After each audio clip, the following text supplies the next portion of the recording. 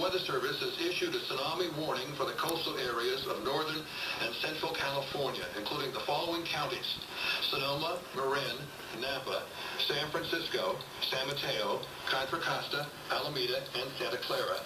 This is a result of an 8.9 earthquake near Honshu, Japan, that struck at 2:46 local time in the afternoon in Japan. If a tsunami wave is generated, it is expected to arrive in San Francisco at the mouth of San Francisco Bay at 8:08 a.m. this morning.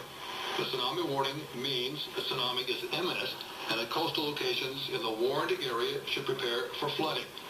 The National Weather Service is updating conditions hourly or as conditions warrant.